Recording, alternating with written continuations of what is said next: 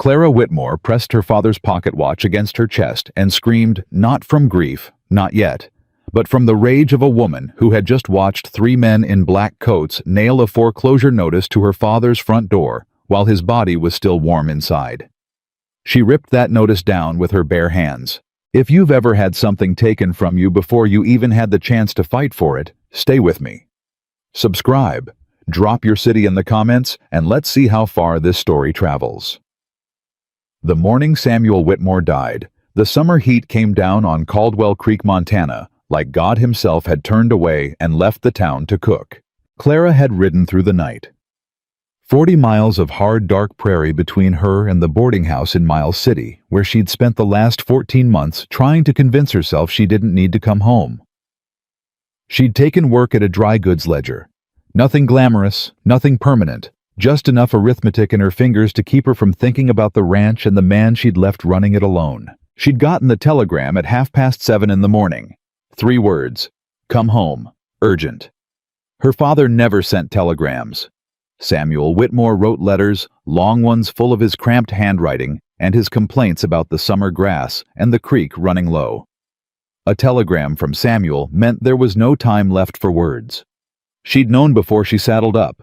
She'd known the way you know a storm is coming before the sky changes color, something in your chest just drops, and you ride. She arrived at the ranch at first light to find Doc Heller standing on the porch, hat in his hands, and she didn't even have to ask. He went peaceful, Doc Heller said. In his sleep. Heart gave out sometime after midnight. Clara didn't cry. Not yet. She walked past the doctor, pushed open the front door, and went to her father's room, and stood there looking at the man who had raised her alone for 22 years, who had taught her to ride before she could read, who had calluses on his hands like bark on a cottonwood tree. She stood there for a long time, long enough for the sun to fully clear the hills and pour through the window and fall across his face. Then she heard boots on the porch. Not one set. 3. She came back out to the main room and opened the front door, and that's when she saw them. 3 men in black coats, the kind that didn't belong to ranchers or working men. The kind that belonged to lawyers and land agents. The one in the center was holding a folded document, and before Clara could open her mouth, he was already moving toward the doorpost. The sound of the nail going in stopped her cold. What in God's name do you think you're doing? The man in the center, square-jawed, pale eyes. No apology anywhere on his face, turned to her and touched the brim of his hat. The gesture was deliberate, polite in the way that powerful men are polite when they already know they've won. Miss Whitmore, my name is Gerald Pratt. I represent the First Territorial Bank of Helena. I'm deeply sorry for your loss. He paused just long enough for the words to sound practiced. Your father carried a significant debt against this property. With his passing, that debt is immediately due. The bank has authorized me to begin foreclosure proceedings. Clara looked at the notice on the door. She looked at Pratt. She looked at the 2 men standing behind him like they were furniture. Then she reached out and tore the notice off the doorpost with one clean pull. Get off my land. Pratt didn't flinch. He reached into his coat and produced a second copy folded neatly and held it out to her. The notice is a formality, Miss Whitmore. The legal process has already begun. You have 30 days. I said get off my land. 30 days, he repeated. Then he put his hat back on, nodded once, and the 3 of them walked back down to their horses like they hadn't just hammered a coffin shut over everything she had ever known. Clara stood on that porch until they were out of sight. Then she looked down at the paper in her hands. The numbers didn't make sense at first. The debt was too large, the interest accrued too fast, the timeline all wrong. Her father had taken the loan 6 years ago. He'd never mentioned it. Not once in a letter. Not once when she'd visited. She went back inside and sat down at his desk and started going through his papers, and the picture that assembled itself over the next 2 hours was one she did not recognize. Samuel Whitmore had been borrowing against the ranch for years, quietly, steadily, like a man bailing water out of a boat with a tin cup, never telling anyone the hull had a hole. He owed $1,100 to a bank that was not going to wait. Clara sat back in their chair and pressed her hands flat on the desk to keep them from shaking. She was still sitting like that when she heard a horse come into the yard. She didn't look up right away. She heard the rider dismount, heard the particular weight of a man's boots on the porch, heard a knock on the open door. "Clara!" She knew the voice. She'd known it since she was 8 years old. She still didn't look up. "I heard about your father," Ethan Cole said. "I'm sorry." Ethan Cole was the son of the neighboring ranch family, the Coles who ran their land along the East Ridge and had been Whitmore neighbors for 2 decades. He and Clara had grown up on opposite sides of the same fence line. Literally. They'd argued over that fence line more times than either of them could count, about water rights, about cattle, drifting about a dozen small grievances that had a way of standing in for larger, harder conversations neither of them ever quite managed to have. He was 35 now, brown-haired, weathered the way men who worked outdoors get weathered, not worn down, just sharpened. He stood in the doorway with his hat in his hands, and he looked at her the way she'd always hated, like he could see exactly what was wrong and was trying to decide whether to say it. "I don't need company, Ethan." "I know." He came inside anyway. "What's that in your hands?" She set the paper down. He crossed the room, picked it up, read it. The muscles in his jaw tightened. 1,100, he said, "from the First Territorial Bank." "Gerald Pratt was here." It wasn't a question. "He nailed the notice to the door while my father's body was still in that room." Her voice came out flat and hard, the way it did when she was holding something back that she didn't intend to let out. Ethan set the paper down carefully. "Your father ever tell you about this?" "No. Not once. Not once." She finally looked up at him. "Did he tell you?" Something moved across Ethan's face. Brief. Almost nothing. But she caught it. "Ethan." "He mentioned the ranch was tight," he said. "Last fall. I offered to help. He told me he had it handled." "And you believed him?" "I believed him," Ethan said. Samuel Whitmore was not a man who admitted when he was drowning. That landed somewhere under her ribs because it was true. Her father had been the most self-sufficient, proudest, most infuriatingly private man she had ever known, and she had loved him completely. And she had still left. She had still packed her trunk and ridden out to Miles City because she needed to prove something to herself that she couldn't have named out loud, and now he was dead, and the ranch was being taken, and she hadn't been here. "Don't," Ethan said. She looked at him. "Whatever you're about to tell yourself," he said, "don't. You don't know what I'm thinking." "I know exactly what you're thinking. You're thinking this is your fault for leaving. It's not." He picked up his hat off the table. "It was already like this when you left Clara. Your being here wouldn't have changed the debt. It only would have meant you watched it happen slower." "That's not comfort, Ethan." "No," he agreed. "It's not. It's just true." He moved toward the door. "I'll come back this afternoon. There's feed left in the coal barn. I'll bring enough to last the horses through the week." "I don't need your charity." He stopped, turned back slowly. There was something in his expression that wasn't quite patience and wasn't quite frustration, something in between, like a man who had practiced a long time at choosing his words carefully. "It's not charity," he said. "It's what neighbors do." "We're not—" She stopped herself. "We're not what?" he said very quietly. The silence between them had edges. It always had. Even when they were children arguing over the fence line, there had been something underneath the arguing that neither of them ever named, and they were both old enough now to know what it was, and both stubborn enough to keep not naming it. "I'll pay you back," she said. "Suit yourself." He put his hat on. "I'm sorry about Samuel. He was a good man." He left. Clara sat in the quiet of the house for a long moment. Then she picked up the bank's notice again and read through it a second time, more slowly, looking for something she might have missed. Some clause, some error, some argument she could make. There wasn't one. $1,100, 30 days. She stood up, walked to the window, and looked out at the yard, the stable, the water trough, the fence. Her father had rebuilt twice in 20 years. The hay barn with the patched roof, the pasture running out toward the ridge in colors of July gold. She was 25 years old. She had $42 in her travel purse, a horse that needed new shoes, and a ranch that a bank in Helena was going to take apart board by board unless she stopped them. She pressed her hand against the window glass warm from the morning sun. "All right," she said quietly to no one. To herself. To her father, maybe. "All right. You want a fight? I'll give you a fight." That afternoon, Clara rode into Caldwell Creek for the first time in 14 months. The town hadn't changed much.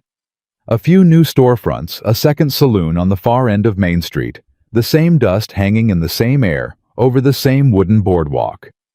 People looked up when she rode through the way small-town people always look at someone who left and came back with that particular mixture of curiosity and judgment that doesn't require any words. She hitched her horse in front of the assayer's office and walked into the telegraph station first.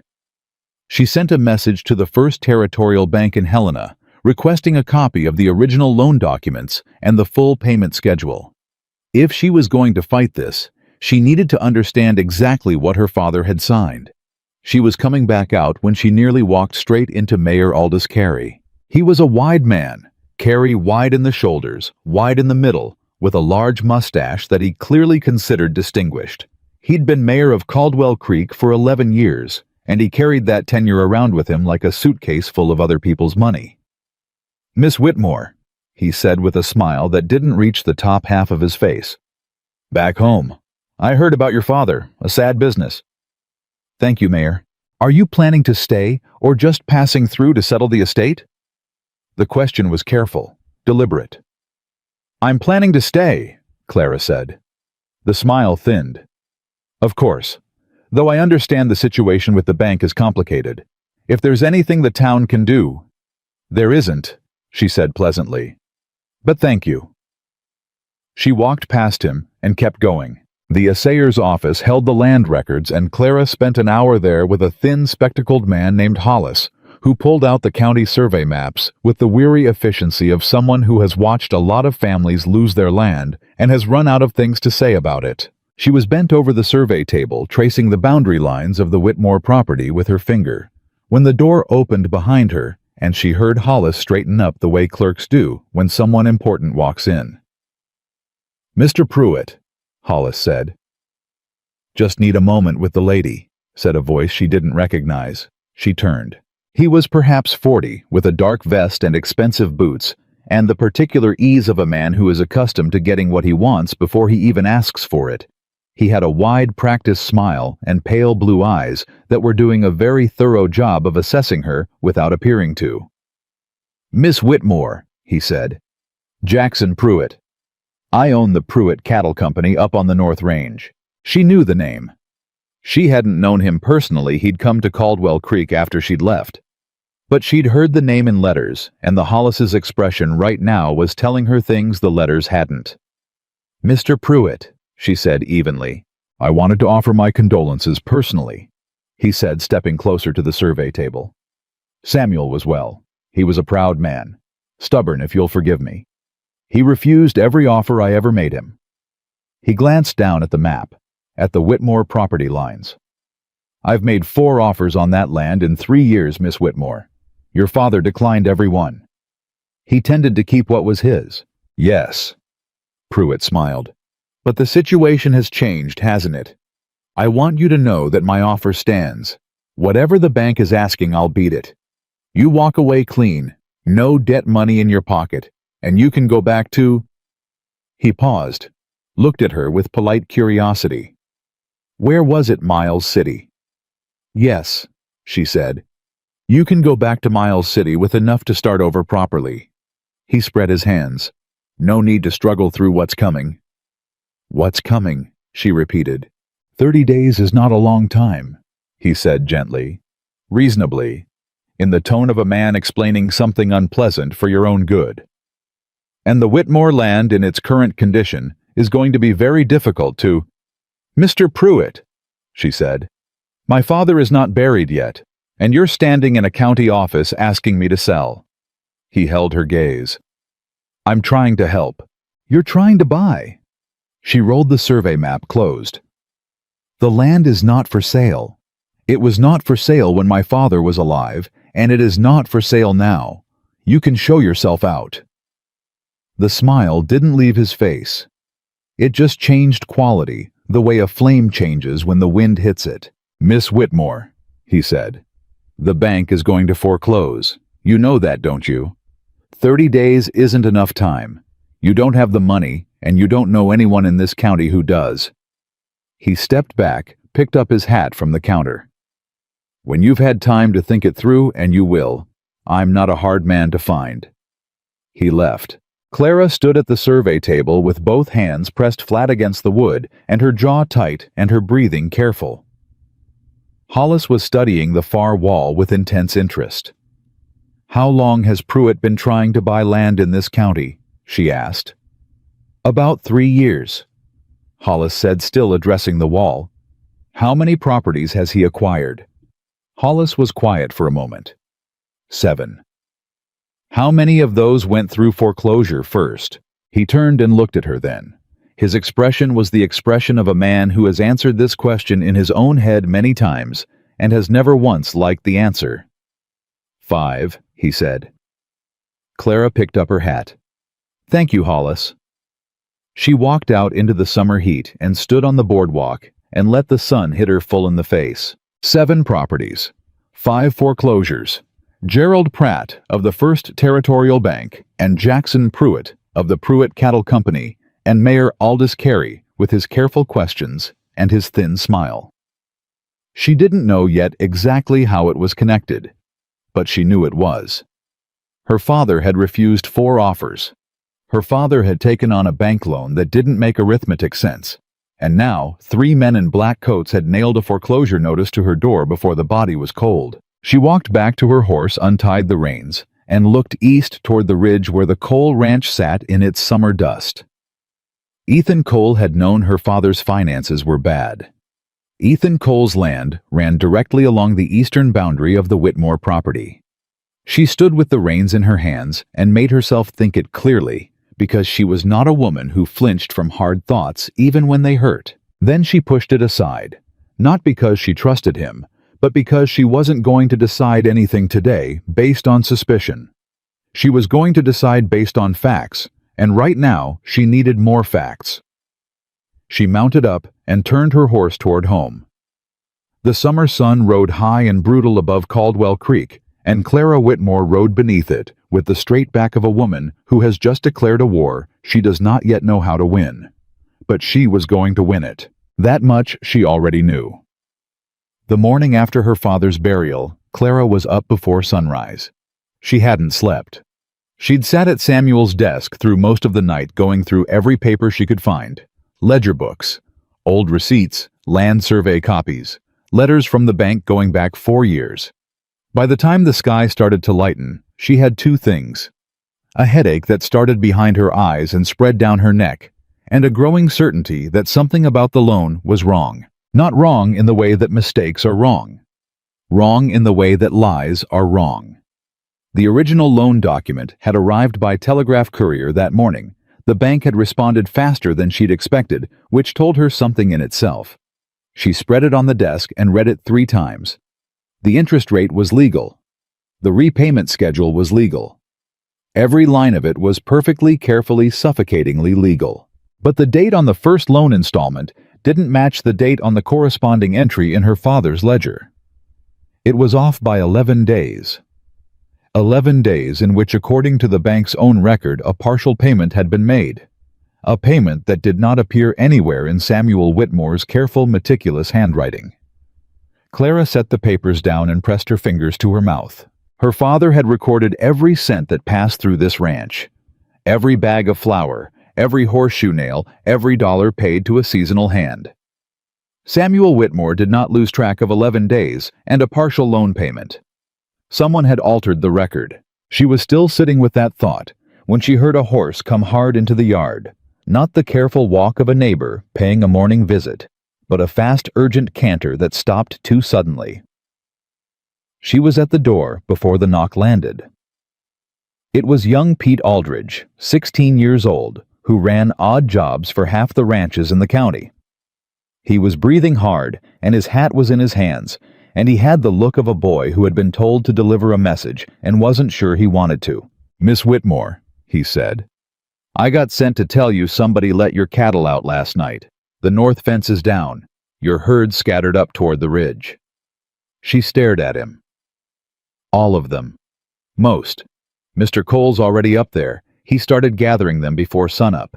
Asked me to come tell you." She had her boots on, and her horse saddled in under 4 minutes.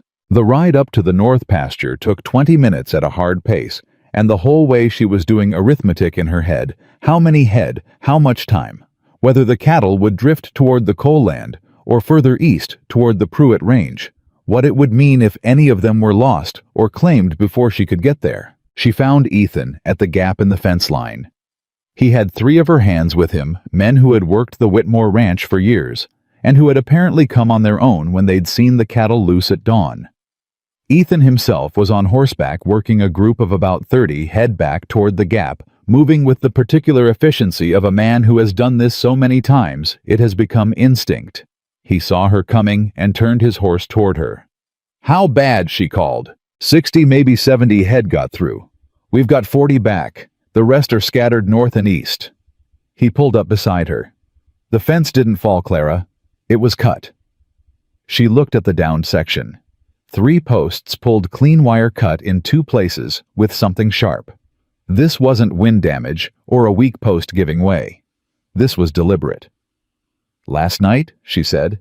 "Had to be. I checked this fence 2 days ago." She looked at him. "You checked my fence." "I check all the fence lines after a dry spell," he said, meeting her eyes without apology. "Wood gets brittle. It's practical, not sentimental." She let that go for now. "I need to know if any of them drifted onto Pruitt land." Something shifted in Ethan's expression. "Why Pruitt land specifically?" "Because if Pruitt's men find Whitmore cattle on Pruitt Range, those cattle don't come back. Not in 30 days. Not ever." She turned her horse. "Which direction east?" "Clara." "Which direction?" He came after her. They rode east together, pushing hard, and he told her what he knew about Pruitt's operation as they rode the way the Pruitt Cattle Company had expanded in the last 3 years, buying up land, absorbing smaller ranches, always legal, always quiet, always preceded by some piece of misfortune that made the selling family feel like they had no other choice. "You knew all this," she said, not looking at him. "I suspected, and you didn't say anything to my father." "I told your father I thought Pruitt was trouble. Samuel told me to mind my own business and worry about my own land." A beat. "He wasn't wrong, technically."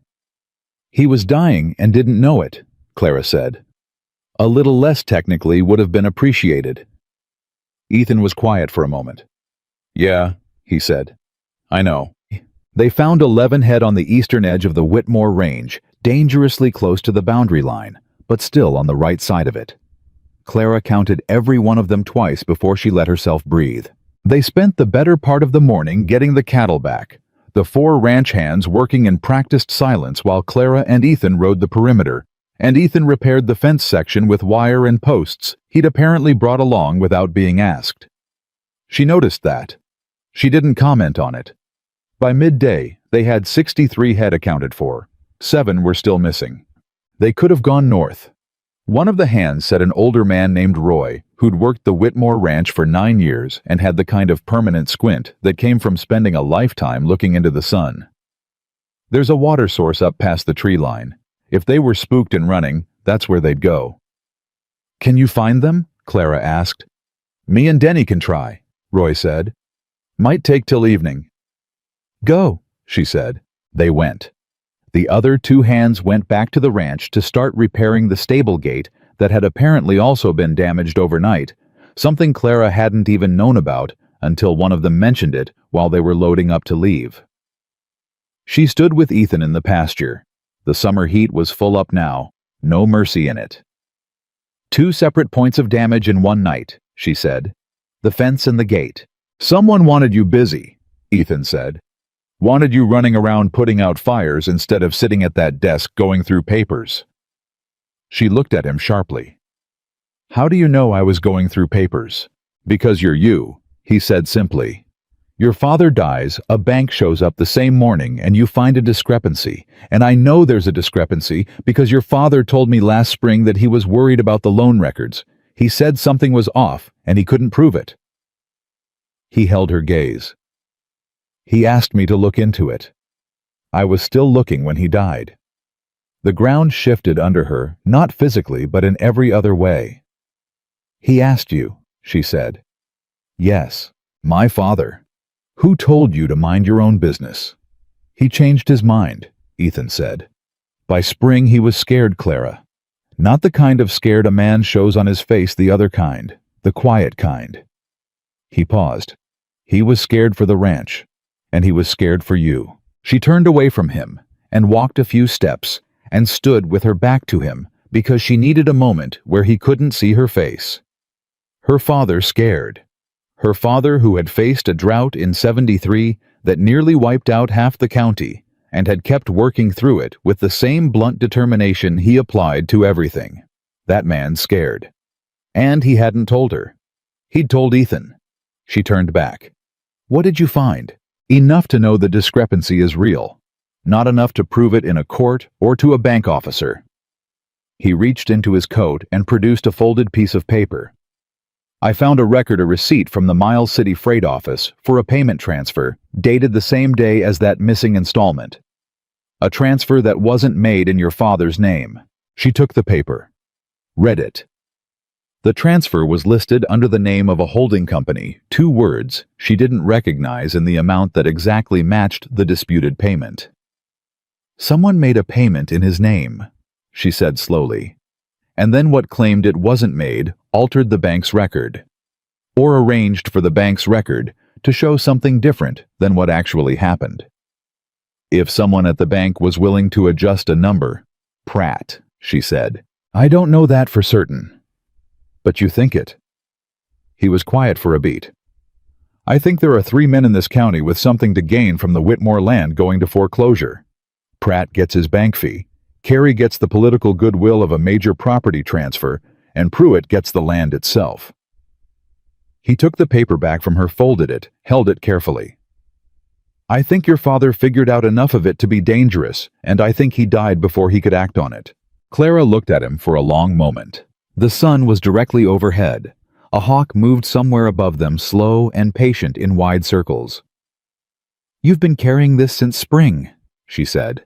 Yes. Alone. Samuel asked me not to say anything until he was ready to move. He's dead, Ethan. I know, he said. Which is why I'm telling you now. She took that in, held it, turned it over. Then she said, I need to see everything you have. Every piece of paper, every record, every note you've made. I figured you'd say that. He almost smiled. Not quite. Can you be at the coal barn at sundown? Yes. He nodded and reached for his horse's reins, and she said, Ethan. He stopped. Why did he ask you and not me? The question came out quieter than she intended, more honest than she intended. Ethan turned back, and his expression was the most unguarded she'd seen it in years, maybe ever. Because you left, he said. Not unkindly, just plainly. And he didn't want to be the reason you came back before you were ready. She didn't have an answer for that. She wasn't sure there was one. He rode back toward the coal land, and she stood there in the summer heat and thought about a man who had been scared and drowning and had still somehow been more concerned with protecting his daughter's freedom than with calling her home to help him.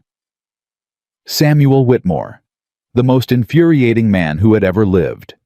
She loved him so completely that the grief of it hit her then for the first time, full and hard right there in the open pasture under the Montana summer sky with nobody watching. She let it come. She stood and let it move through her, all of it, the anger and the sorrow and the guilt and the love. She gave it about 2 minutes.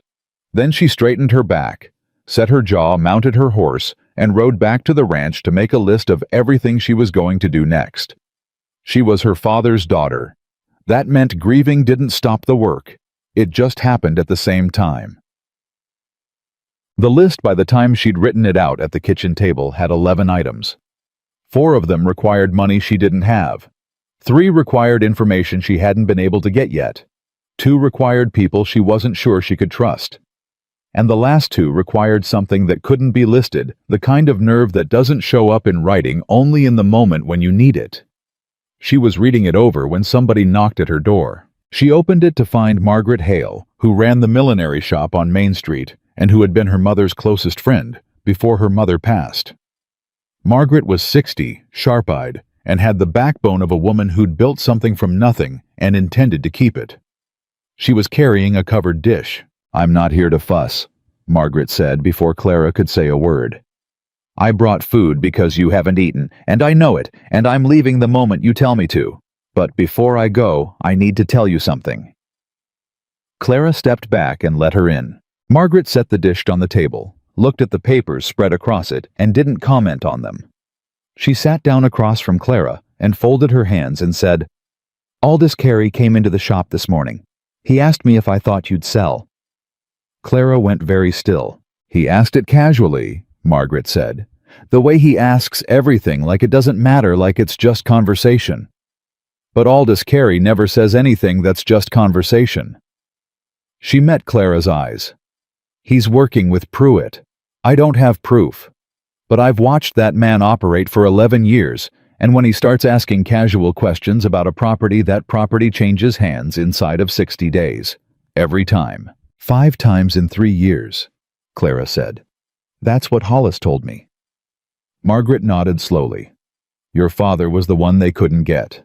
Samuel refused every offer, every pressure, every piece of grief they sent his way. And they sent some." She paused. "Did you know about the water?" "What water?" "2 summers ago, the creek that runs through the north end of your property, somebody dumped something in it. Upstream. Killed the grass along the bank, made the water unfit for the cattle for most of the season. Your father had to truck water in. Cost him money he didn't have." She held Clara's gaze. "He couldn't prove it was deliberate. But there's not a rancher in this county who believed it was an accident." Clara felt something cold settle in her stomach despite the summer heat. "They've been pushing him for 2 years. "At least," Margaret said. "Maybe longer. And nobody—" She stopped herself. Started again. "Nobody in this town said anything." Margaret was quiet for a moment. When she spoke, her voice was careful and tired and honest. "This is a small town, Clara. Pruitt buys from the local suppliers. Carey controls the town council. The bank holds mortgages on half the businesses on Main Street." She spread her hands. "People have their own to protect." "So they watched." "People watched," Margaret said. "And I'm ashamed of that. And I'm sitting here now, which is about 4 months too late, but it's what I've got." She stood up, smoothed her skirt. "I'm telling you because you need to know what you're walking into. And because your mother would have told you herself if she were here, and since she's not—" She paused. "Well, here I am instead. I am."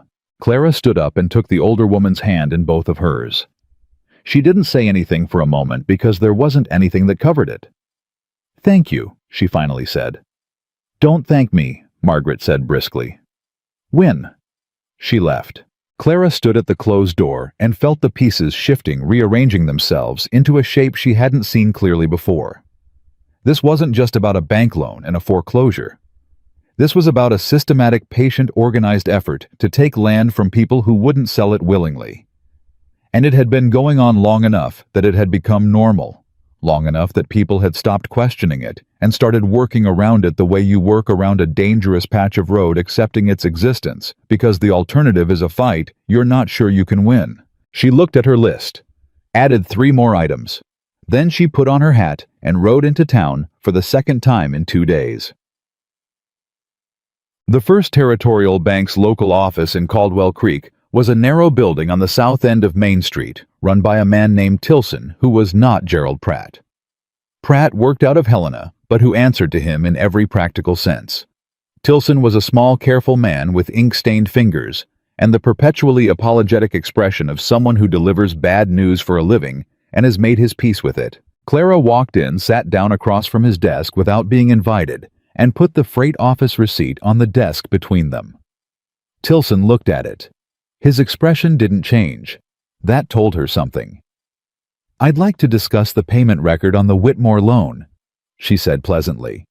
"Specifically this transfer, and specifically why the amount and the date match a payment that your bank's records show was never made." Tilson picked up the receipt, set it down. "Miss Whitmore, the loan records are legal documents," she said. "Yes, so is this." She tapped the receipt. "A discrepancy between a bank's official record and an independent freight transfer document would be of considerable interest to the Territorial Banking Commission, wouldn't it?" Tilson's ink-stained fingers went very still. "I'm not here to make accusations," Clara said in the same pleasant voice. "I'm here to request access to the original ledger entries for the Whitmore account, all of them, specifically the entries from the period corresponding to this date. I would need authorization from Mr. Pratt to—" "Then contact Mr. Pratt," she said. "I'll wait." Tilson stood up and went to the back office. She heard him moving around back there, papers a drawer. The sound of a man deciding something. He was gone for a long time. Long enough that two other customers came in, looked at Clara sitting perfectly still in the chair, and decided to come back later. When Tilson came back, he sat down and folded his hands on the desk and said, "I'm not able to provide access to proprietary bank records without a formal legal request, Miss Whitmore. I'm sorry. If you'd like to pursue this through proper channels—" "I'll do that," she said, standing. She picked up the receipt. "Thank you for your time, Mr. Tilson." She was at the door when he said quietly, "Miss Whitmore." She turned. He was looking at his desk, not at her. "There's a lawyer in Miles City, name of Beaumont, James Beaumont. He's handled cases involving irregularities with territorial bank records before." He paused. "He's good." She looked at him for a long moment. "Thank you, Mr. Tilson." "I didn't say anything," he said, and went back to his papers. She walked out into the summer heat and stood on the boardwalk and felt the first real flicker of something that wasn't grief or anger or calculation, something that felt cautiously and carefully like momentum. She was 3 steps down the boardwalk when Jackson Pruitt fell into step beside her, appearing from nowhere, the way men like him have a talent for doing. "Miss Whitmore," he said, "I saw your horse outside the bank. I hope everything went smoothly." "It did," she said, not slowing down. "I heard about your cattle," he said, keeping pace. "Terrible thing, a fence giving way like that. Ranch work is hard enough without accidents." She stopped and turned to face him. "It wasn't an accident, Mr. Pruitt, and I think you know that." His expression didn't shift, not even a flicker. "That's a serious accusation." "It's an observation," she said. "I don't make accusations until I have proof." She held his gaze. "I'm very good at finding proof." Something moved behind his pale blue eyes. Brief, controlled. "I'm sure you are," he said. "Your father was a determined man too." He paused, and the pause had weight to it. "Determination is admirable. It can also be costly. I hope you'll remember my offer, Miss Whitmore. It's a fair one." "Goodbye, Mr. Pruitt." She walked away, and she did not look back, because looking back would have told him something, and she was done giving men like Jackson Pruitt information for free. She mounted her horse and rode east toward the coal ranch as the sun began its long summer descent toward the ridge. Ethan was waiting at the barn when she arrived, a lantern-lit papers spread on the workbench, a coffee pot on the small iron stove in the corner that he'd clearly started before she got there. He had the organized, prepared look of a man who had been thinking about this for a long time and was glad to finally be able to share the weight of it. She tied her horse and walked in and looked at what he'd laid out. There was more than she'd expected. A lot more. Copies of land transfer records. Notes in Ethan's cramped handwriting about dates and names and amounts. A letter unsigned that had apparently been delivered to the coal ranch by a rider 3 months ago, warning Ethan to stop asking questions about Pruitt's land acquisitions, which meant someone had noticed what he was doing. She looked up at him. "They warned you off." "Yes. And I kept going," he said, more carefully. She looked back at the papers. Found the pattern quickly because the pattern wasn't subtle. Once you had enough pieces in front of you, it was just large. Each property that had gone to Pruitt in the last 3 years had followed roughly the same sequence: pressure to sell refusal, followed by some form of financial distress, or damage followed within months by either a voluntary sale under duress or a bank foreclosure. 5 foreclosures, all through the First Territorial Bank, all with Pratt's name on the documents. Pratt and Pruitt, she said. How long? I think at least 5 years, Ethan said. Possibly longer. Carey's involvement is harder to document, but it's there. He's been using his position on the town council to slow down anyone who tries to dispute these transfers, appointing the right people to the right committees, making sure certain complaints never get formally recorded. And the banking commission doesn't know. If they know, they haven't acted. He paused. Or someone's made sure they don't need to. She turned and looked at him directly. Ethan? Why is your land still yours? He met her eyes. Because I found out early what they were doing, and I made it clear quietly and privately that I would make a great deal of noise if anything happened to Cole land. He said it without pride, just fact. And because the Cole Ranch is bigger and better established than most of what they've targeted. Easier targets first. But eventually, he agreed. Whitmore land first, Cole land after. She understood then why he'd been so invested in her father's situation, why he'd been quietly tracking the Pruitt operation for months, checking fence lines, watching the water. He was protecting his own land, yes, but he was also watching a neighbor get destroyed by the same mechanism that would eventually come for him. We have to go to the banking commission, she said. With what we have right now, they'll look at it and tell us it's circumstantial.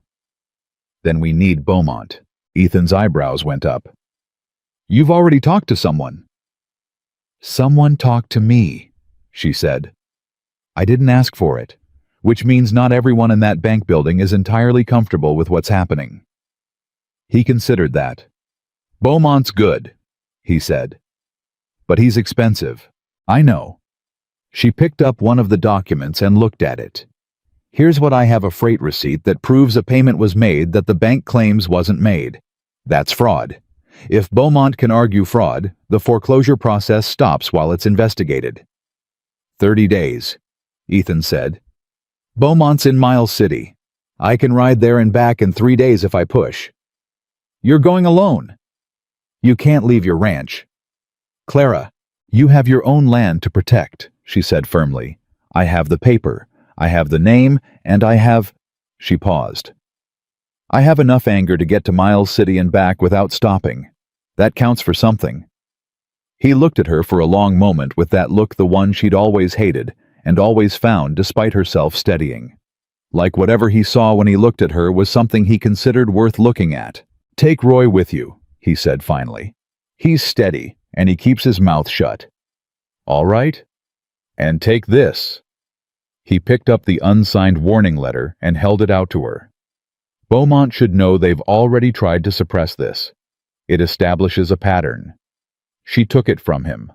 Their fingers didn't quite touch, and then they did. Just for a moment, the edge of his hand against hers in the transfer of the paper. Neither of them commented on it. Neither of them moved away quickly. Ethan, she said. Yeah. She looked at the papers on the workbench. At months of quiet, careful work done by a man who'd had every reason to stay out of it and had kept going anyway. I misjudged you, she said. When I first got home, I looked at you and I thought... She stopped. You thought I might be in on it, he said. Because my land runs along yours and I hadn't told you what I knew. Yes. That's not misjudging, he said. That's being smart. She looked up at him. I'm sorry anyway. He picked up his coffee, turned toward the stove, and said without turning back around, Don't be. Just win. It was the second time she'd heard that in one day, and this time it landed differently. Not as instruction, but as something warmer and more complicated from a man who had been watching her father's land and her future, and maybe something else for a long time. She rode home in the dark with the papers folded in her coat and the lantern of the coal barn growing small behind her, and she thought about the man inside it. about the fence line between their properties that had always meant argument, about how the same line looked at differently could mean something else entirely. She pushed the thought aside. There was too much to do. Miles City first, everything else after. She set her alarm for 4 in the morning, packed her travel bag, and was asleep before the lamp had cooled. She did not dream. She needed the rest too badly for that. Roy was at the Whitmore gate before 4 in the morning, which told Clara that Ethan had already talked to him, which told her something about how the coal ranch operated and how long Ethan had been preparing for exactly this moment. She didn't comment on it. She tied her saddlebag, checked the papers in her coat pocket twice, and they rode out while the sky was still black. The road to Miles City was 40 miles of hard summer ground, and Roy was exactly what Ethan had promised, steady and quiet. He rode slightly behind her, and to the right, the way an experienced man rides when he's watching someone's back, without making a show of it. They didn't talk much in the first hour. The kind of silence between two people who have things on their minds and the sense to leave each other alone. It was Roy who spoke first somewhere around the 10-mile mark when the sky had started to go gray at the edges. "Your father was a good man, Miss Whitmore," he said, not as an opening to a longer speech, just as a fact he wanted placed on the record. "He was," she said. "He knew what Pruitt was doing," Roy said. "He told me last spring. Didn't know the full shape of it yet, but he knew enough." He paused. He was angrier than I'd ever seen him. Quieter than usual, which with Samuel meant the anger was deep. Clara kept her eyes on the road.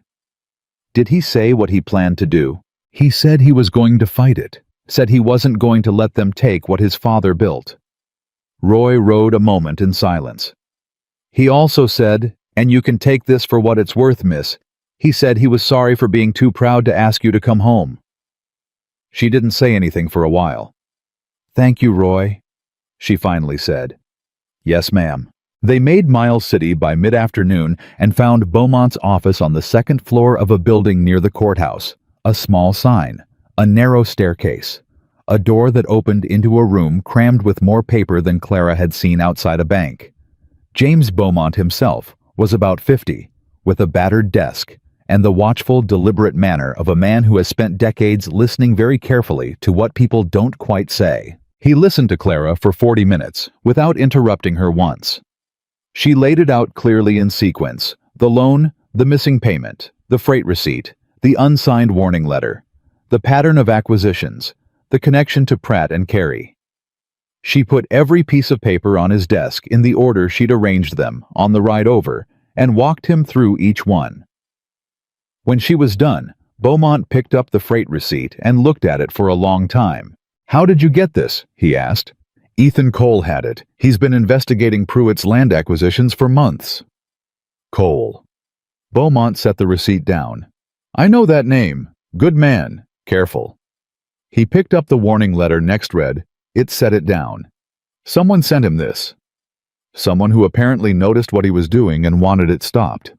But didn't go further than a letter, which suggests, Clara said, that whoever sent it didn't want to escalate, didn't want Ethan to keep going, but also wasn't willing to do what it would take to actually stop him.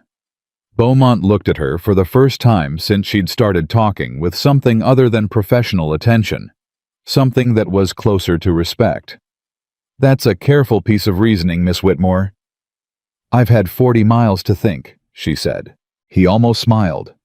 "Here's where you stand. The freight receipt is significant if it's authentic, and it appears to be. It establishes that a payment was made that the bank's record doesn't reflect. That's not a clerical error. That's a falsified record. That's fraud." He leaned back in his chair. "The challenge is that your father signed the loan documents. Whatever irregularities exist downstream, the debt itself is legally established.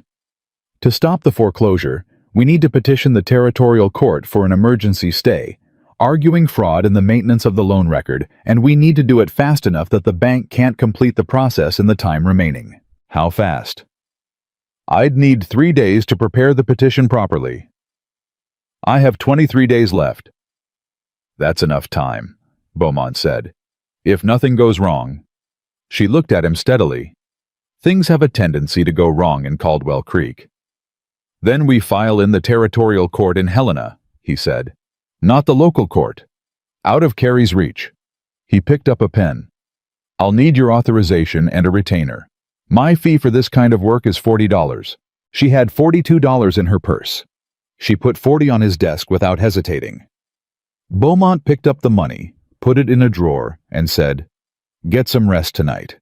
I want to go over the details again in the morning.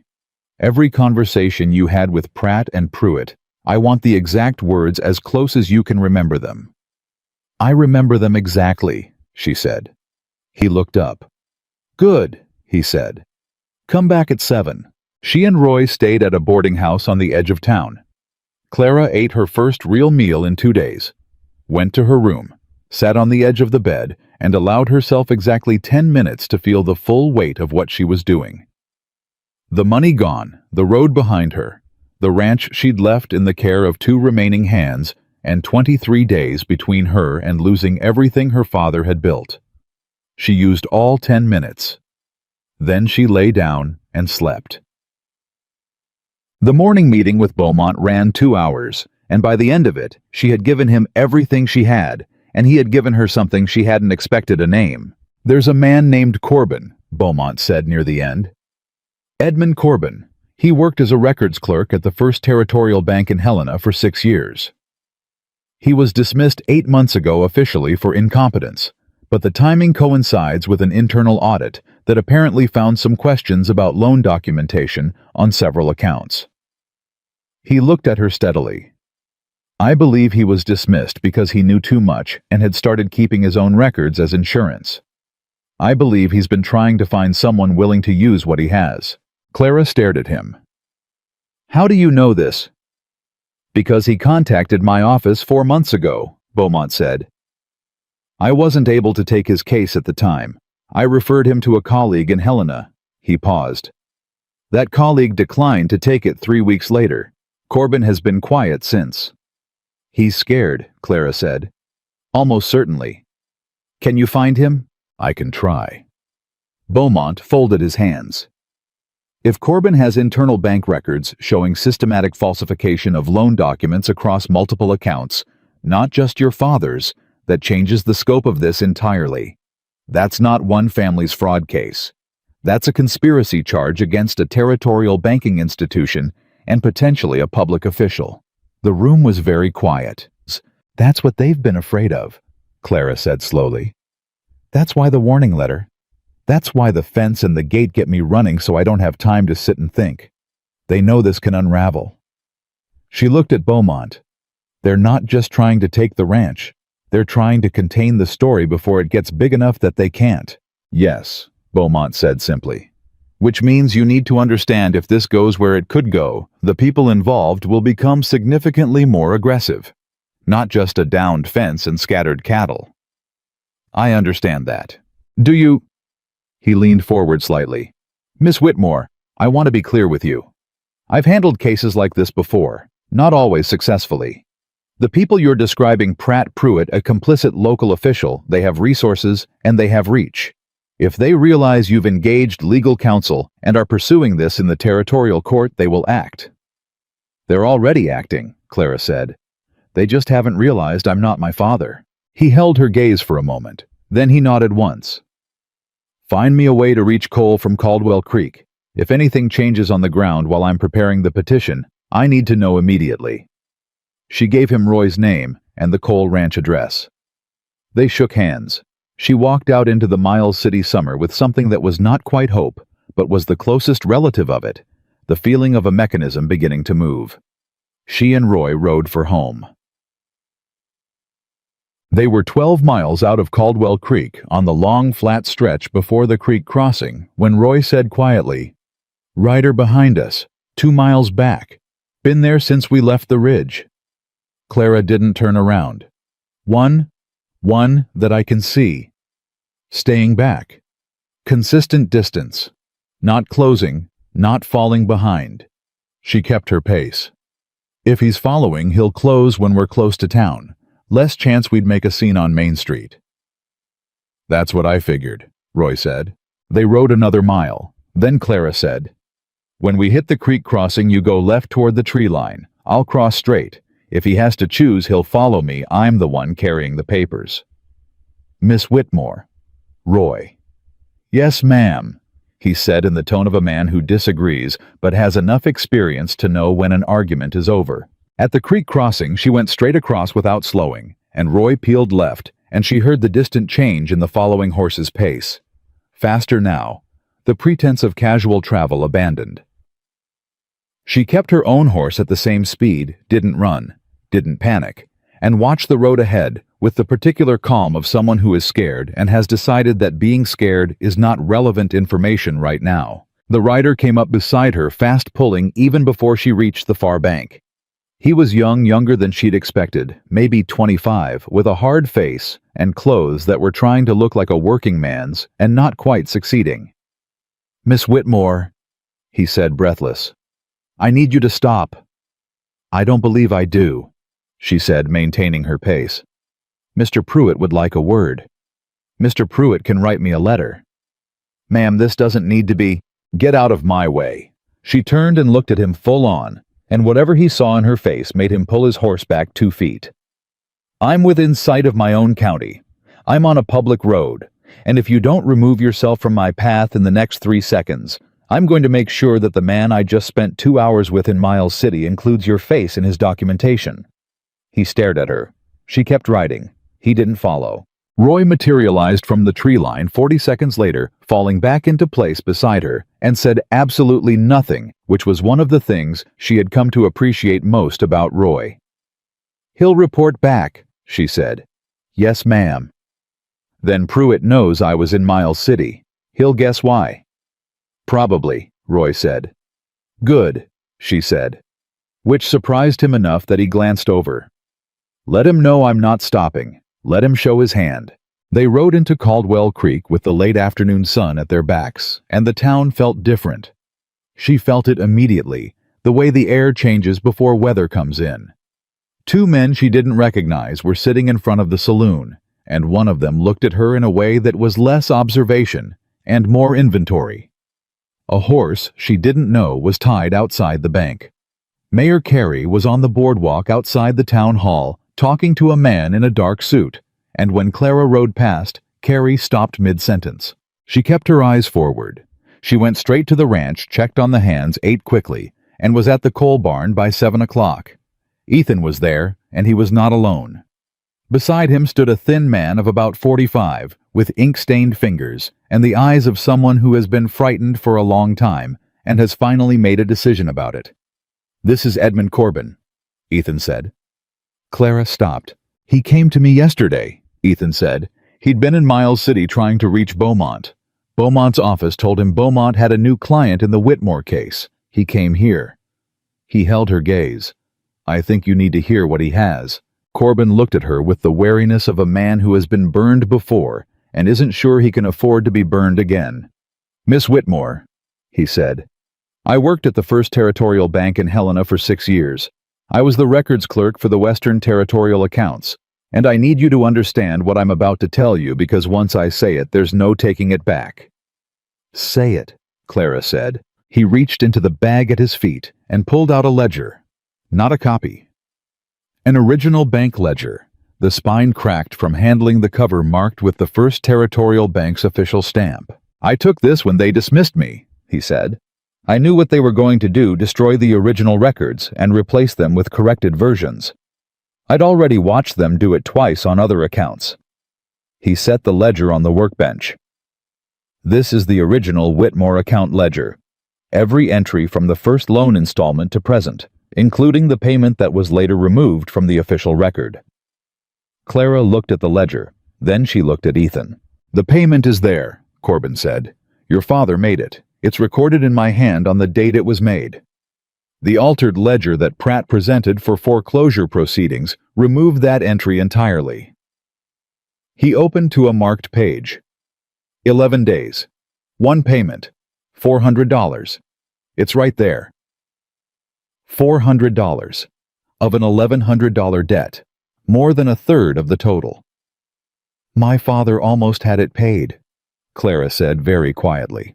"He was close," Corbin said. Close enough that when they realized how close they started the foreclosure process before he could get the rest. They falsified the record to make the debt appear larger and the payment history appear worse than it was. He closed the ledger. This isn't the only account where they did this. I have documentation on 4 others. The barn was very quiet. Outside, a horse shifted weight and the summer insects made their steady sound against the dark. "Corbin," Clara said. "Why come forward now? You've had this for 8 months." He looked at her steadily. "Because the last person I tried to give this to told Pratt I had it. 2 weeks later, my boarding house burned down.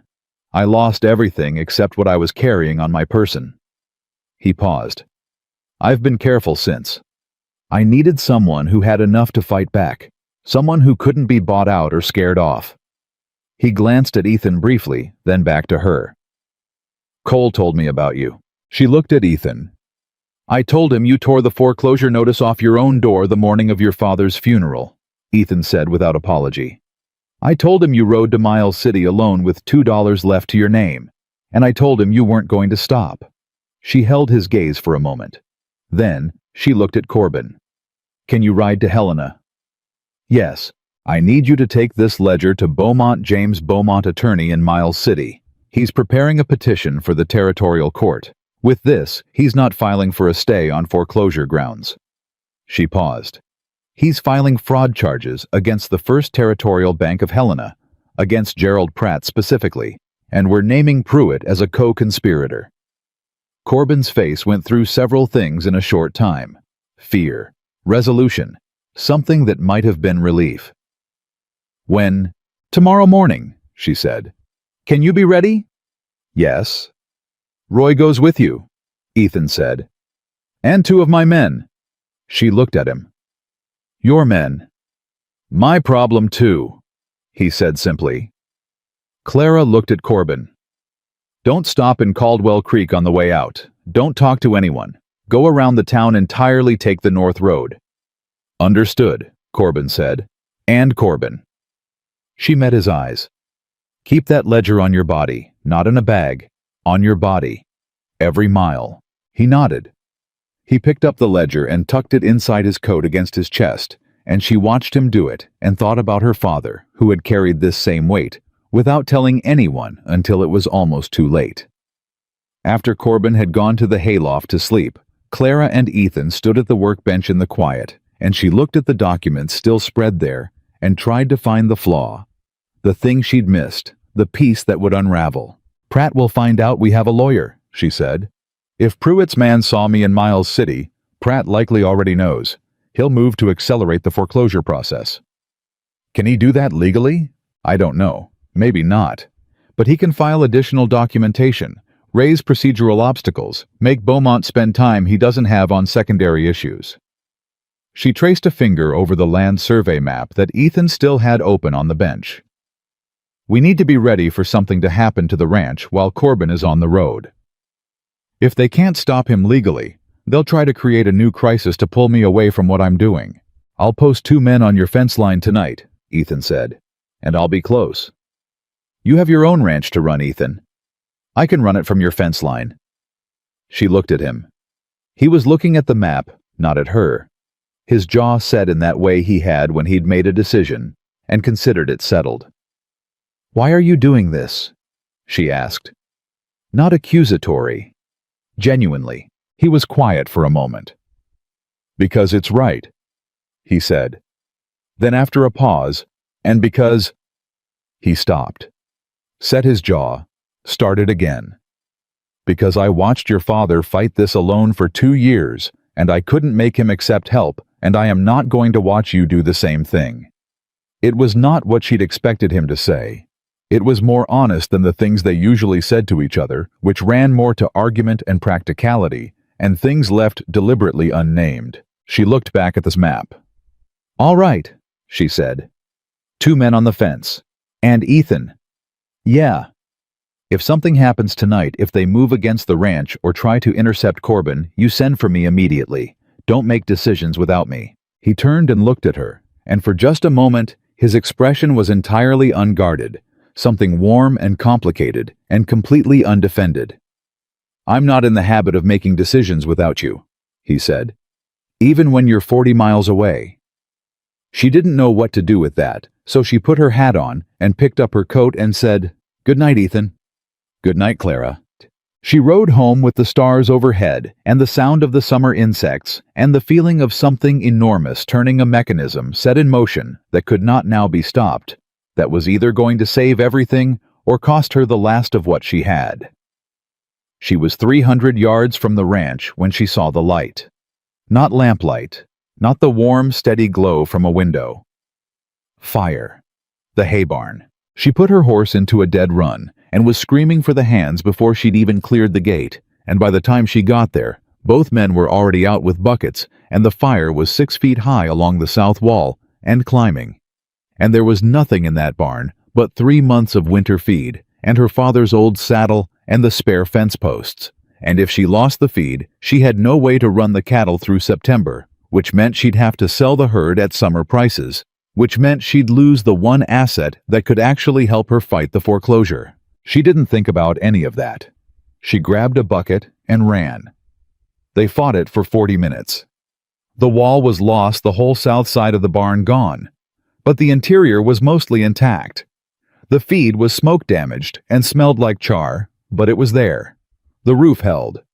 The north wall held. When it was finally out, Clara stood with her hands on her knees in the yard and breathed.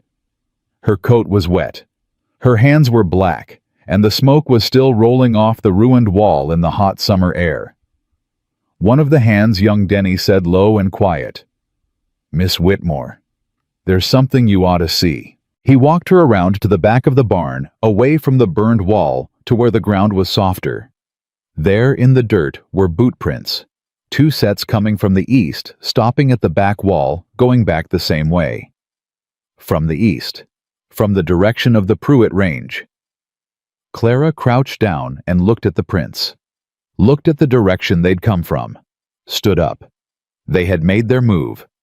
Now it was her turn. She went inside, wrote a message in the clearest terms she could manage, and sent Denny on horseback to the Cole Ranch with instructions to get it to Ethan immediately. Then she washed the smoke off her hands, sat at her father's desk, and began writing a second letter.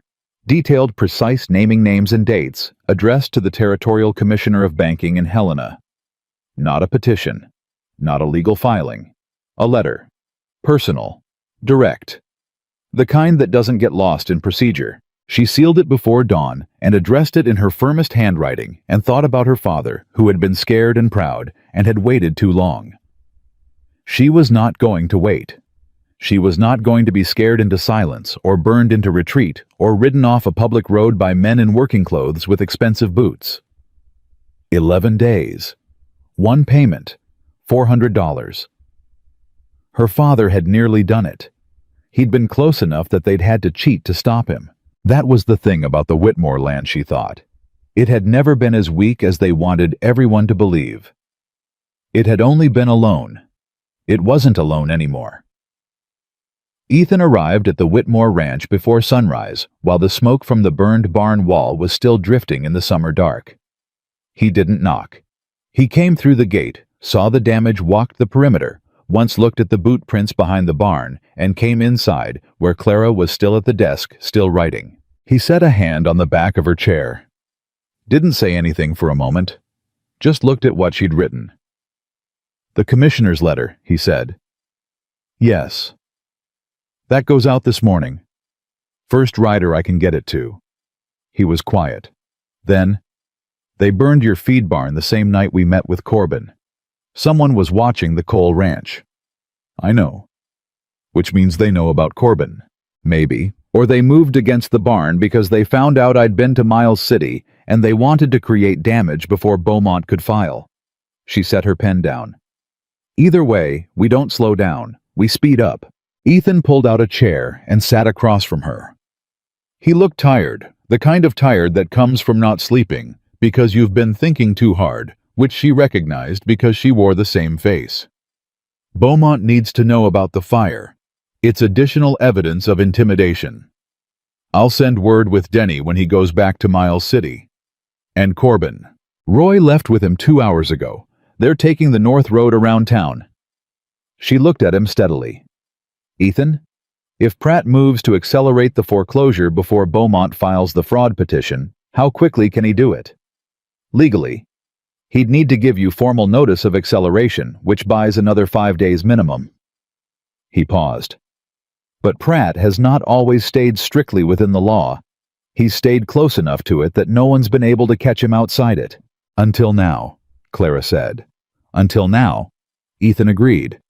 If Corbin's ledger is what he says it is, it is. She said it without hesitation. I looked at every entry. The handwriting is consistent. The dates track. The payment is there in black ink. She pushed back from the desk and stood up. My father paid $400 on that loan, Ethan. He was down to $700 remaining. Pratt wiped that payment out of the record and filed for full foreclosure on a debt that was a third smaller than he claimed. Ethan was quiet for a moment with that. Your father knew. He had to know. He kept his own ledger. She turned toward the window. That's what he was going to fight them with, his own records. And then he died, and his records were here in this house, and they didn't know that I would come home and sit at his desk and go through every page. They underestimated you, Ethan said. They underestimated him first, she said. I'm just finishing what he started. The sky was beginning to lighten. She heard one of the hands moving in the yard starting the morning work with the quiet efficiency of men who keep going regardless of what happened the night before, because the cattle don't know about fires, and the horses still need water, and the work is always there. She turned back from the window. I need you to do something that you might not want to do. Tell me. I need you to go talk to Margaret Hale. She knows this town better than anyone, and she said last time I saw her that she was ashamed people had watched and said nothing. She met his eyes. I need to know who in Caldwell Creek has been hurt by Pratt and Pruitt and is still here. Who still has their land, but lost something along the way, a partial foreclosure, a water dispute, a loan they paid that got misrecorded. Anyone who might be willing to put their name to a statement. Ethan looked at her. You're building a case. Beaumont is building a case. I'm finding him evidence. She picked up the sealed letter to the commissioner. The more names on this, the harder it is to ignore. One woman fighting a foreclosure is a private dispute. 6 families alleging a coordinated fraud scheme is a scandal. He stood. Margaret will talk to me. She's known my family as long as she knew yours. He took his hat. Clara. She looked at him. Last night when you were fighting the fire. He said it carefully. Were you scared? She considered lying. It would have been easier. Yes, she said. Good, he said. That means you're thinking straight. He put his hat on. Scared people who keep going anyway are the ones who win. He left. She stood alone in the quiet of her father's house and thought that was possibly the most useful thing anyone had said to her in a week. Then she put on her coat and went out to help with the morning work because the cattle didn't know about fires, and neither could she. By mid-morning, everything had changed. Gerald Pratt arrived in Caldwell Creek on the noon stage from Helena. Clara knew it before he'd been in town an hour. Word traveled fast in a small town, and Margaret Hale had a very efficient network of people who paid attention to things. Pratt went directly from the stage to the bank, and within 20 minutes, a rider had gone from the bank to the mayor's office, and within 40 minutes, Carey himself was at the bank. Clara got this information from Denny, who had not yet left for Miles City because the stage had been delayed, and he'd been waiting at the depot when Pratt stepped off. Pratt looked, Denny said, catching his breath, like a man who got bad news and came to fix it. He knows, Clara said. About Beaumont or about Corbin or both? She thought fast. Denny, go now. Don't wait for anything. Take the letter to Beaumont and tell him Pratt is in Caldwell Creek as of noon today. Tell him to file the moment he's ready. Don't wait for anything additional from me. Denny went. She found Ethan at Margaret's shop 20 minutes later. He was sitting at the back table with Margaret and 2 other women. A rancher's wife named Helen Prudhomme, whose family had sold their land to the Pruitt Cattle Company 18 months ago, and an older woman, May Sutton, who had lost a water rights dispute the year before that in retrospect lined up precisely with the pattern Corbin had described. Clara sat down, looked at the women, said simply, "I need your help." Helen Prudhomme spoke first. She was a solid, plain-spoken woman of about 40, who had the permanent look of someone who has been angry for a long time and learned to keep it useful. "You're fighting the foreclosure." "I'm fighting more than that," Clara said. "I'm fighting the system that produced it." She explained it quickly. Corbin, the ledger, Beaumont, the territorial court filing. She watched their faces as she talked. Watched the recognition move across them, the particular expression of people who suspected something was wrong and are finally hearing someone say out loud what they'd only said quietly to themselves. When she finished, May Sutton said, "My loan. I paid it. Every cent on time. And then they sent me a notice saying I was 2 months behind, and when I went to dispute it, they showed me records I'd never seen before." She pressed her lips together. "I sold half my water rights to settle it. Half my water rights that my husband and I had held for 30 years. Because the alternative was losing everything." "Would you put that in writing?" Clara said. "A sworn statement dated with as much detail as you can remember, the amounts, the dates, the name of who you spoke to at the bank." May Sutton looked at her for a long moment. "What does it cost me if I do?" "I won't lie to you," Clara said. "It might cost you the goodwill of some people in this town who'd rather not see this come out. It might cost you some uncomfortable conversations." She paused. "But if this works, and I believe it will work, it might get your water rights back. And it will make sure this doesn't happen to anyone else in this county." May Sutton straightened in her chair. "Give me the paper." Helen Prudhomme said, "Me too." Margaret had already found paper. They spent an hour at that table, the 4 women writing, Clara asking careful questions to draw out specific details, making sure every statement had dates and names and amounts. The kind of specificity that can't be dismissed as general complaint. By the end, she had 3 sworn statements, including one from Margaret herself, about 2 conversations she'd witnessed between Carrie and Pruitt in the past year that had struck her as wrong at the time and made very clear sense now. She folded the statements into her coat. She stood. She looked at each of them. "Thank you," she said. It came out with more feeling than she'd intended. "Don't thank us," Helen said. "Just don't lose." It was the 3rd time she'd heard that in a week, and this time it landed not as pressure, but as company. She wasn't alone in this. She hadn't been for a while. She was just slow to see it. She was halfway to the door when it opened, and Jackson Pruitt walked in. He looked at her. At Margaret. At the table where the women were still sitting with their papers.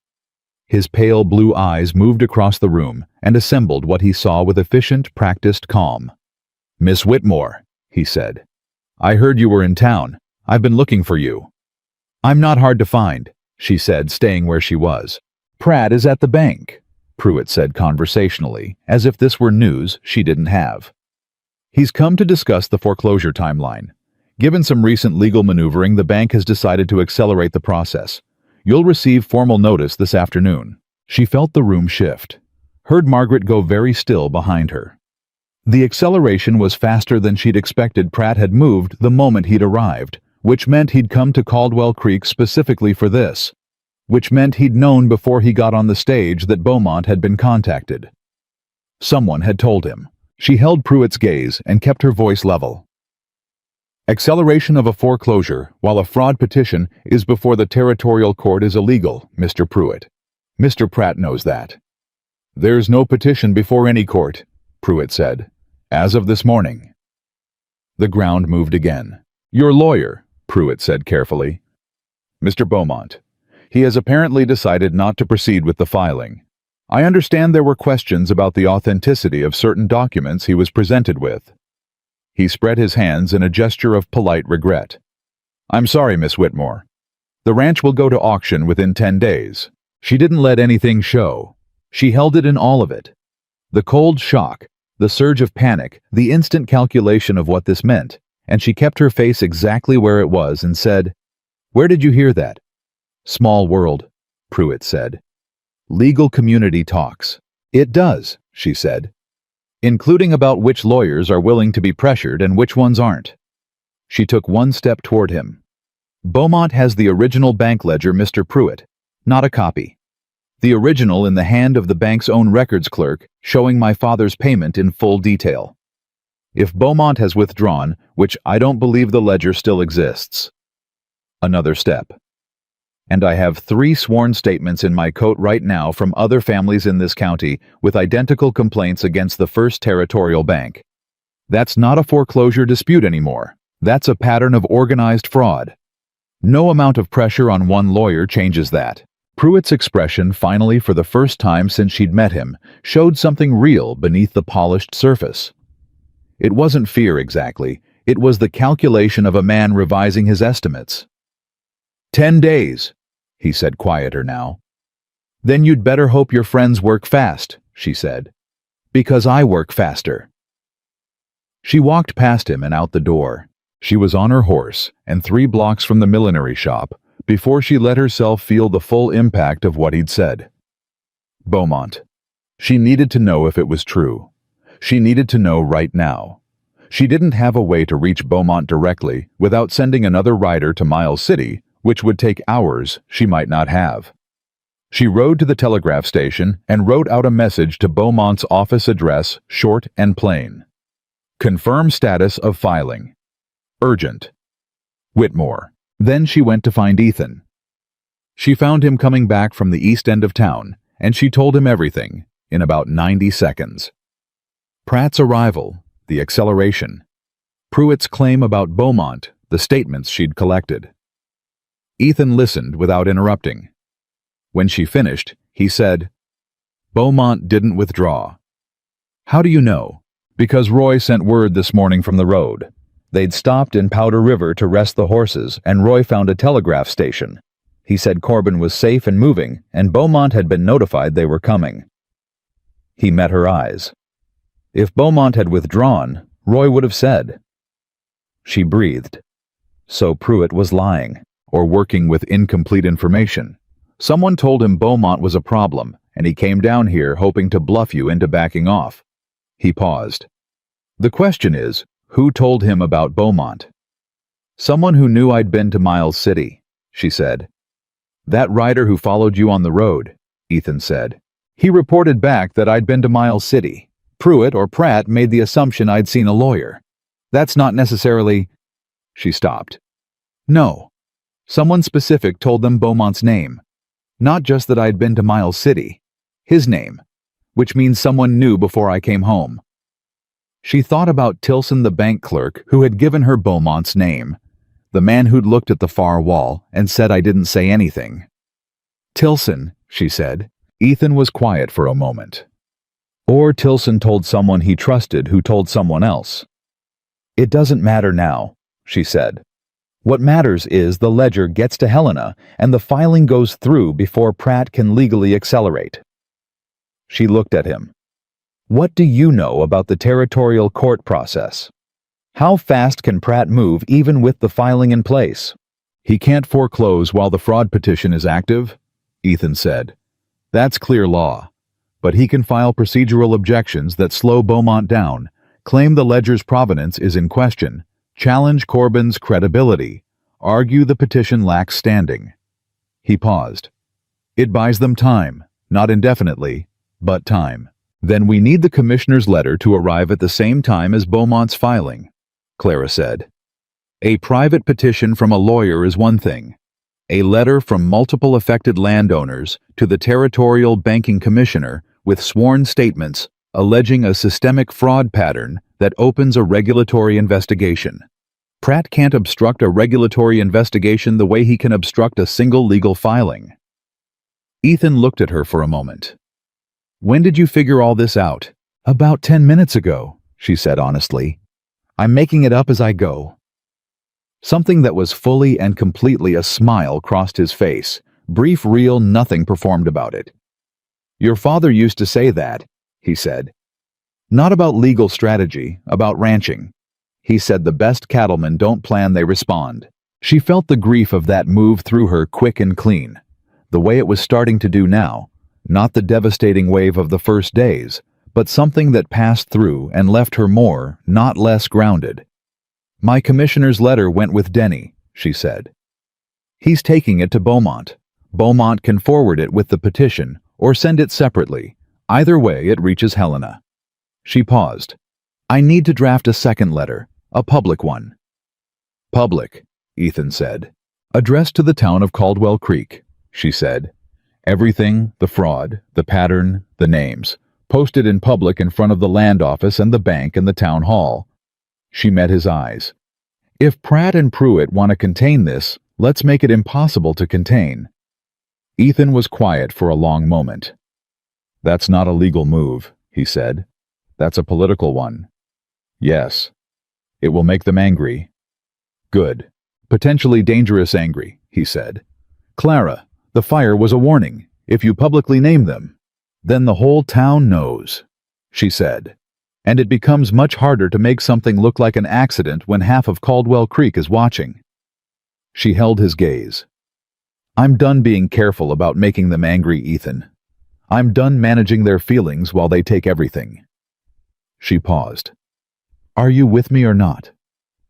He looked at her for a moment that lasted long enough to mean something. I'll write half of it, he said. My property, my observations, my name at the bottom. If they come after you for this, they come after both of us. She didn't argue. She didn't tell him he didn't have to. She just said, come to the ranch. We'll write it together. They rode back side by side through the summer afternoon, and the town watched them go with the particular attention of a place that could feel something building, the kind of tension that settles into a town when its taken for granted order is about to be disturbed, and everyone knows it, but nobody says it out loud. Inside the ranch house, they sat at opposite ends of Samuel Whitmore's desk, with paper between them, and they wrote. Not a legal document, not a careful lawyerly petition. A letter in plain American English that said clearly and directly what had happened to the Whitmore family and what the pattern of evidence suggested about how and why. They wrote for 2 hours. Ethan's handwriting was different from hers. More spare, more angular. Fewer words to say the same thing, which was useful. Between them, they found a tone that was neither hysterical nor cold. The tone of people who are certain about what they know and are telling you simply so you can decide what to do with it. When it was done, Clara read it through once. Ethan read it through once. She made 2 changes. He made 1. She made 3 copies by hand. Her hand was steady the whole time. Tomorrow morning, she said. All 3 go up at the same time, Land Office Bank Town Hall. Ethan nodded. Then he looked at her directly and said, What happens if Beaumont comes back and tells us Corbin's ledger isn't admissible, or that the petition won't hold? She'd been holding that possibility at arm's length all day. She let it in now, looked at it squarely. Then we have the statements from May Sutton and Helen Prudhomme and Margaret. We have the freight receipt. We have the public letters. We have enough to make this ugly enough that nobody in the territorial government can pretend they haven't heard about it. She paused. It might not stop the foreclosure, but it will follow Pratt and Pruitt and Carey for the rest of their careers. And the next family they try this on will have somewhere to point. That's not winning. Ethan said quietly. No, she said. It's not. She looked at him. But it's not nothing. They sat with that for a moment. The summer evening had cooled slightly, and the light through the windows had gone to that particular gold that comes at the end of a long July day. Then the telegraph boy appeared at the door, breathless, hat in hand, with a message from Miles City. Clara's hands were steady when she opened it. Her face was entirely still when she read it. She read it twice. Then she set it down on the desk and looked at Ethan. Beaumont filed, she said, 2 hours ago, in the territorial court in Helena. She paused. And Corbin testified, in person, to the territorial banking commissioner. She looked back at the telegram. The commissioner has opened a formal investigation into the First Territorial Bank of Helena. Effective immediately, all foreclosure proceedings tied to active accounts under review are suspended pending investigation. The word suspended sat in the room like a living thing. Ethan closed his eyes for just a second. When he opened them, something in his face had let go some held tension that she realized she'd been watching him carry for months without knowing what it was. It's not over, she said. Because it wasn't. An investigation was not a verdict. Suspended was not canceled. There was still a long road between here and the ranch being fully hers in clear daylight with no debt and no threat. "No," he said. "But the dam broke." She nodded. Then, without planning it, without deciding to do it, she reached across her father's desk and put her hand over his. Just for a moment. Just long enough to say what didn't need words, that they'd gotten here together and that mattered, and she knew it. He turned his hand over and held hers. Neither of them said anything. Outside, the summer evening settled over the Whitmore ranch, over the scorched wall of the hay barn, and the repaired fence line, and the pasture going gold in the dying light. And for the first time in 10 days, Clara Whitmore felt the ground under her feet as something solid. Not safe, not finished, but solid. And for now, that was everything. The 3 letters went up at sunrise. Roy handled the land office. Denny took the town hall. Clara herself walked to the bank on Main Street and pressed the 3rd copy flat against the board beside the front door with 4 nails driven clean, and she did it in full view of the early morning foot traffic on the boardwalk, and she did not hurry. She heard the murmur start before she'd finished the last nail. A woman stopped reading halfway through and turned to say something to the man beside her. 2 ranchers who'd been heading into the feed store changed direction entirely and came to read over each other's shoulders. By the time Clara had put the hammer back in her coat pocket, there were 7 people standing at the bank board and more coming. She walked back to her horse mounted up and rode to the land office to wait. It took 40 minutes for the first reaction to reach her. It was Tilson, the bank clerk, who came to find her, not Pratt, not Pruitt, not Carey. Tilson, with his ink-stained fingers and his apologetic expression, who pushed through the door of the land office where Clara stood, with Hollis going over the property survey, and said without preamble, "Mr. Pratt wants the letters taken down." Clara didn't look up from the survey map. "Mr. Pratt doesn't own those boards. He's threatening legal action for defamation. Everything in those letters is documented." She looked up then. "If he files a defamation suit, Discovery opens the bank's records to examination. Tell him that." Tilson stood there for a moment. Something in his face was working through several things at once. Then he said very quietly, "The commissioner sent a man on the morning stage. He arrived 20 minutes ago. He's at the bank now." Clara set the survey map down. "Pratt didn't call for him." "No," Tilson said. "The commissioner sent him independently." She met Tilson's eyes. "Based on the letter I sent 2 days ago." Tilson nodded, almost imperceptibly. The investigation had arrived in Caldwell Creek before Pratt had time to prepare for it. That was the crack in the wall, not the legal filing, not the public letters alone, but the combination hitting simultaneously from directions Pratt hadn't fully anticipated. She thanked Hollis, picked up her hat, and walked out. Ethan was waiting outside. He'd read her face before she'd said a word. "Commissioner's man is at the bank," she said. He straightened. "Already?" "Pratt is in there with him right now." She kept her voice low and level. "We don't go to the bank. We don't insert ourselves. We let the process work." "Can you do that?" he asked, and the question was genuine, not pointed. She looked at him. "No," she said honestly. "But I'm going to." They stayed away from the bank. It was one of the harder things she'd done all week, which was saying something. They went to Margaret's shop instead, and Margaret made coffee, and the 4 of them, Clara, Ethan, Margaret, and May Sutton, who arrived 20 minutes later, with Helen Prudhomme right behind her, sat together and waited and said less than they might have, because most of what needed saying had already been said. It was May who broke the silence about an hour in. "Pratt's going to try to put it on Tilson," she said. "When they need someone to take the fall, they'll say it was a clerk's error. Systemic negligence, not fraud. Corbin's testimony prevents that," Clara said. "Corbin was the clerk.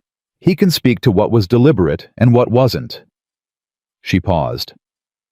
"And the original ledger is in the commissioner's office in Helena by now.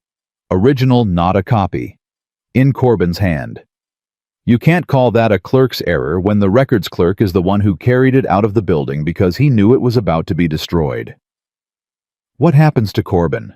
Helen asked. "Beaumont is representing him. His cooperation with the investigation is on the record." Clara thought about the thin, frightened man with the ink-stained bag who had made his decision in a hay barn and ridden north before dawn.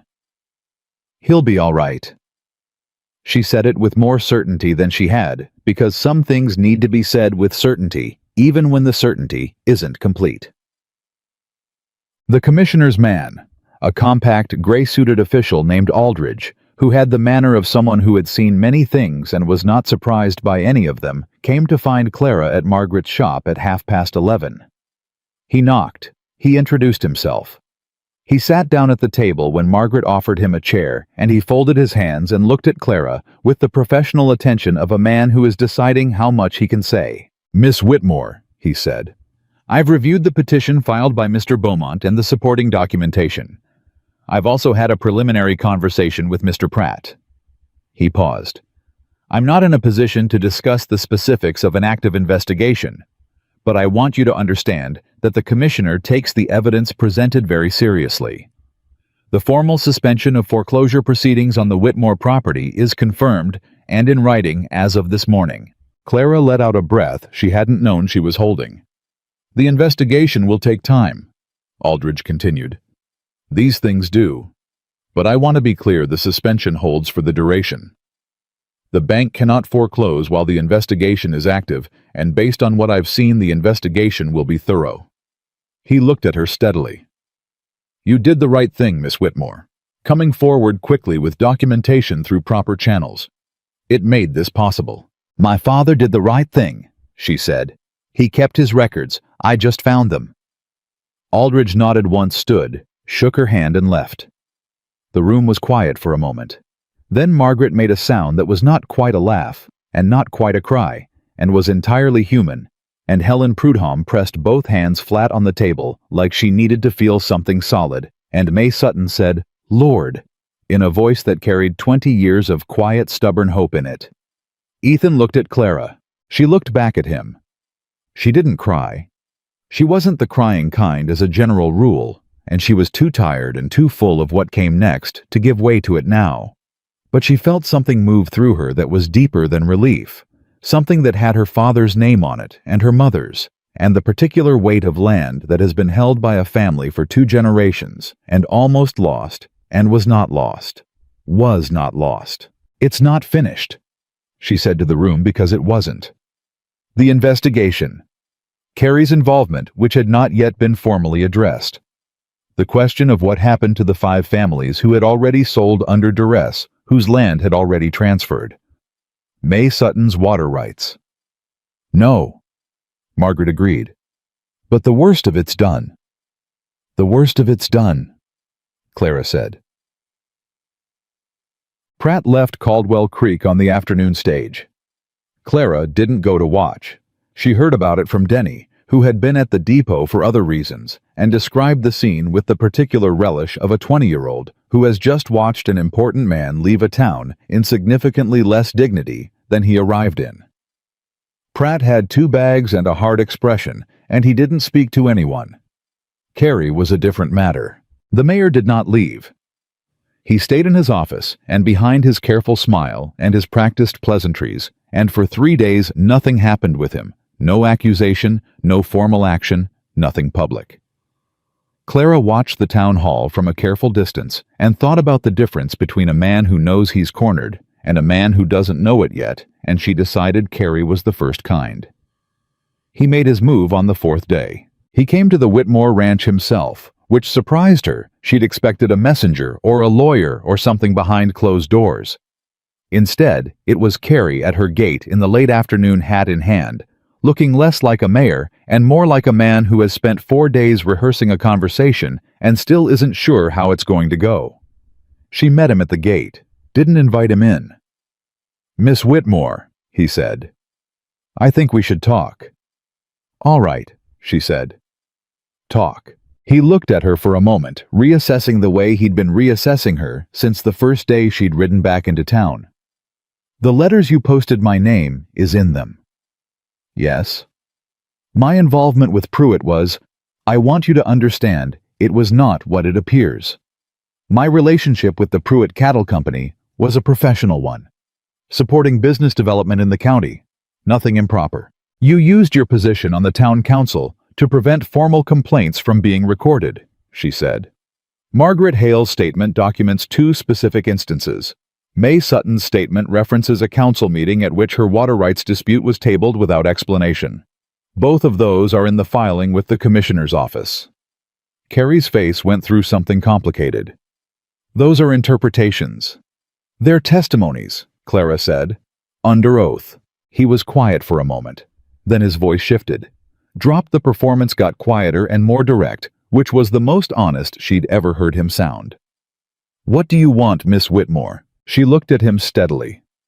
I want May Sutton's water rights restored. I want the council records from the past 3 years reviewed by an independent party. And I want your formal statement to the commissioner's investigation, full cooperation, no obstruction. She paused. If you do those things voluntarily before you're asked, that matters. It matters to the investigation, and it matters to how this ends for you. And if I don't, then the commissioner asks you officially under subpoena, and whatever you say, at that point carries considerably more weight and considerably less goodwill. She held his gaze. You're not Pratt Mayor Carey. I don't think you set out to destroy people's lives. I think you made accommodations for a powerful man because it was easier than fighting him, and I think you told yourself it wasn't really your business. She paused. But it was. And now you have a chance to do something about it. Carey stood at her gate for a long moment. He looked older than he had a week ago, or maybe she was seeing him more clearly. I'll contact the commissioner's office, he said finally. Today, she said. Today, he agreed. He left. She stood at the gate and watched him go, and thought that justice was very rarely clean. It was usually this: a man at a gate looking smaller than his office choosing cooperation because the alternative was worse. It wasn't satisfying the way she'd imagined it might be. But it was real, and it would hold, and that mattered more than satisfaction. She turned back toward the house and found Ethan sitting on the porch steps. How long have you been there? She asked. Long enough, he said. You heard? Most of it. He looked up at her. May Sutton's water rights. You made that a condition. It should have been one from the beginning, for all of them. She sat down beside him on the steps. The summer evening was coming in, cooling at the edges, the light going long and gold the way it did in July when the day finally decided to let up. Helen Prudhomme's land is going to be harder. Once a transfer is recorded and the money's changed hands. Beaumont will know, Ethan said. Let him work on it. I know. She leaned back on her hands. There's a lot left.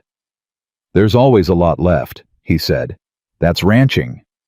She laughed, a real one, brief and unexpected, the first one she'd produced in 10 days, and it surprised her with how much she'd needed it. Ethan smiled and didn't say anything, which was the right response.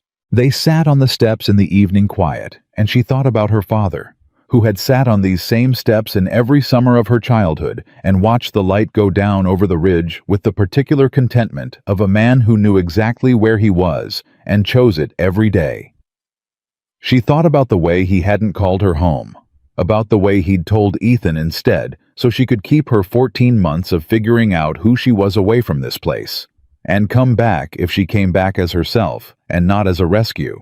She had come back as herself. She had figured some things out, though not the ones she'd gone to Miles City expecting to figure out. She'd figured out that she was her father's daughter in every way that mattered, including the stubborn ones. She'd figured out that the land was not a weight she'd been escaping, it was something she'd been growing into. And she'd figured out somewhere between a burned barn wall and a commissioner's telegram, and a man who checked fence lines because it was practical and not sentimental, that she had not been as alone as she'd believed. Ethan, she said. Yeah. The fence line, she said, between our properties, the one we've been arguing about since we were 12. He looked at her sideways. What about it? I think we've been arguing about the wrong thing, she said, for a long time. He was quiet for a moment. Then, what's the right thing? She looked at him. He looked back at her. The evening light was doing something particular to the world the way it does when a long, hard stretch is finally ending, and everything looks both more fragile and more real than it did before. "I'm not going back to Miles City," she said. "I want you to know that. This is where I'm staying." "I know," he said. "I knew that when you tore the notice off the door.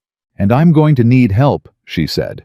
"With the ranch, with the investigation, with the parts that come next, and there are a lot of them." She paused. "I'm not asking for charity." "I know you're not," he said. "I'm asking for—" She stopped. Let herself say it plainly, because she was done with things left unnamed. "I'm asking for a partner, in the practical sense, and possibly in other senses if you're willing to have that conversation." Ethan Cole looked at her for a long moment, with a face that was doing something she hadn't seen it do before. Something open and certain and completely without armor. "Clara," he said, "I have been willing to have that conversation for approximately 8 years. She felt something ease in her chest that she hadn't known was tight. "You could have said something. So could you." "We're both idiots," she said. "Spectacular idiots," he agreed. "Considering the circumstances." She laughed again. He did too.